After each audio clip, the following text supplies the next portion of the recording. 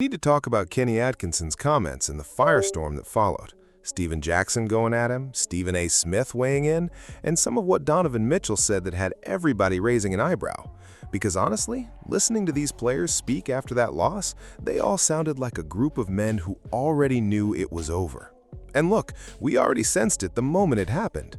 Blowing a 22-point fourth-quarter lead with roughly 8 minutes left on the clock, and then watching Jalen Brunson go into a completely different gear and take the game over, that's not just a loss, that's a scar.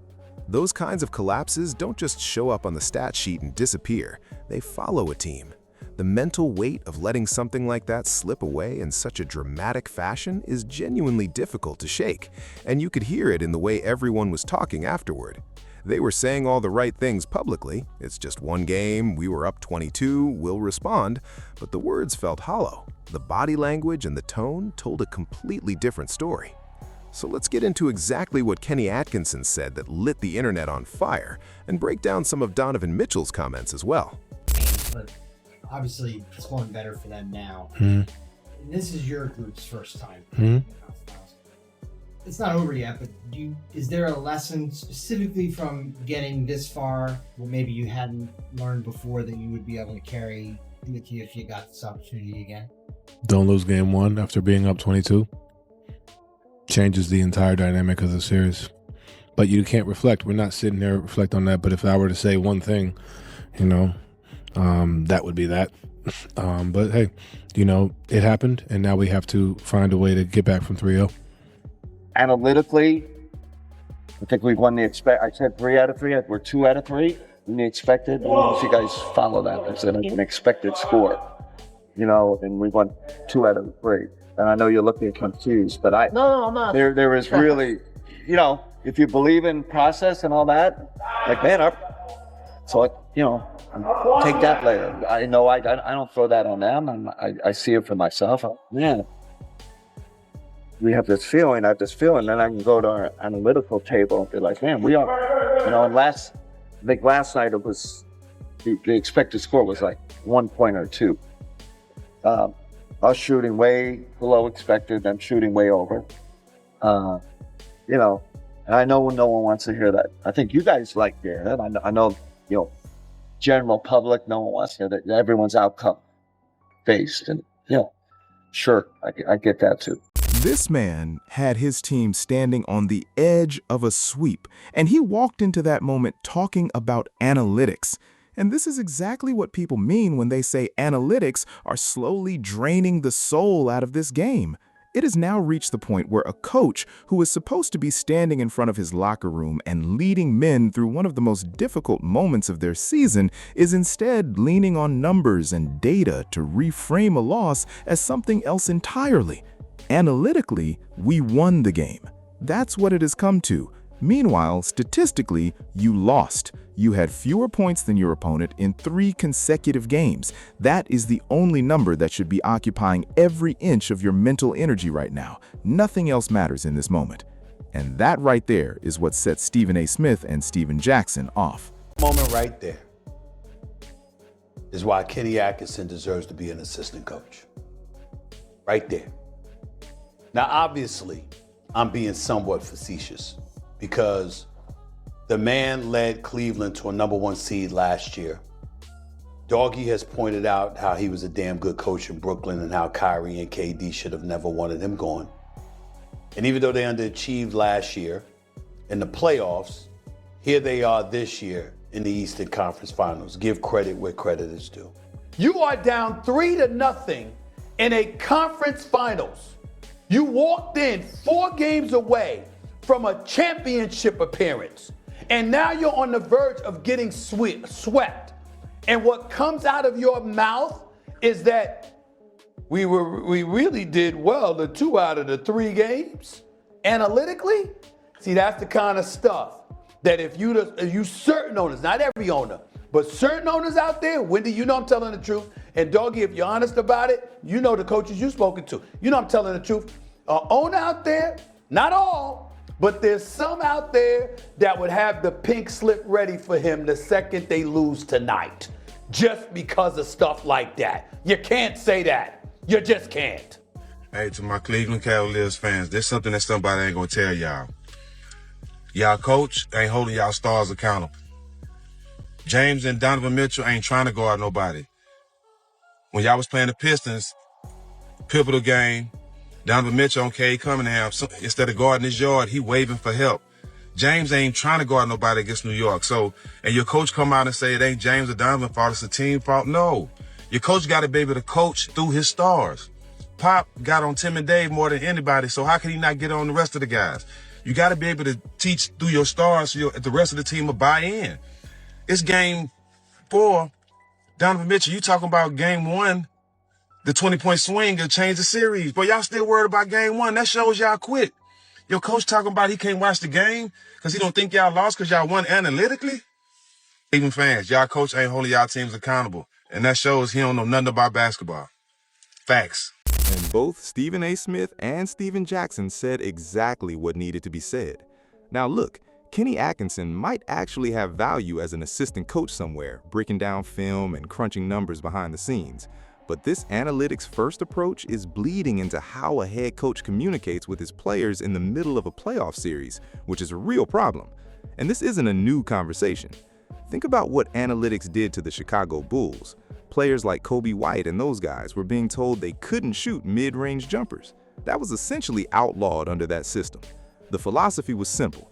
Everything has to be a three-pointer or a shot at the rim. And the reason I push back hard on that is that analytics only captures part of the picture. It doesn't account for what happens when you attack the basket aggressively and force a player like Wembanyama or Evan Mobley into early foul trouble. Now they're sitting on the bench in the first half and you're playing against a depleted rotation for extended stretches throughout the game. Analytics doesn't calculate that advantage. It doesn't measure the ripple effect of physicality and aggression on how a defense has to be constructed for the rest of the night. The game should be played to each player's strengths. If your value comes from your size and power, you should be catching outlet passes, running the floor in transition, and getting to the block with purpose, not drifting to the corner to launch threes you have no business taking. There are stretch bigs in this league for a reason, but analytics keeps trying to force players into roles that don't fit who they actually are as basketball players. And seeing Kenny Atkinson lean on that kind of thinking while his team is on the verge of being swept, that's genuinely alarming. Now, to be fair, the Cavaliers did have a strong regular season last year, but they got completely outclassed by Tyrese Halliburton and the Indiana Pacers in the postseason. And this version of the Knicks, with Tom Thibodeau making smarter adjustments and using his bench more effectively, might have actually handled that Indiana team. The Cavs, though, were exposed at a different level entirely. And this isn't the first time Donovan Mitchell has run into this wall. Donovan Mitchell-led teams have consistently struggled against Jalen Brunson in the playoffs, and that goes all the way back to Dallas when Luka Doncic missed those first 2 or 3 games. Brunson was dominant in that series, and people like Stephen A. acted shocked by it. But anyone who was actually watching basketball already knew the footwork, the shot selection, the way he set teammates up, none of that was a fluke. You don't just produce at that level because someone goes down and you get more possessions. That showed he had been held back by his role, not by his ability. And that's exactly the kind of thing analytics misses. It can't always distinguish between a player who has a lower number because of limited opportunity and one who genuinely isn't that good. Kenny Atkinson is not a leader. That much seems clear at this point. And James Harden is exactly what he's always been in big moments. The last time I genuinely remember Harden locked in on defense was when he was coming off the bench for Oklahoma City. There was a moment against Kobe and the Lakers in the postseason where he was genuinely engaged on that end. Since then, and particularly once he developed that foul-hunting style of play, it took something real away from him as a postseason performer. People want to compare that to what SGA does or what Jalen Brunson does, but that comparison doesn't hold. If the refs swallow their whistles against Brunson or SGA, those guys adjust. Brunson actually welcomes contact. He plays through it and scores anyway. SGA will shift to his mid-range game and start knocking those down at a high rate. Harden, on the other hand, needs the free throw line as a crutch. Without the free throw line as a crutch, his effectiveness drops significantly. It was a gimmick that worked in the regular season often enough, but postseason officiating doesn't accommodate it the same way, and that's why you see him so inconsistent when the stakes are highest.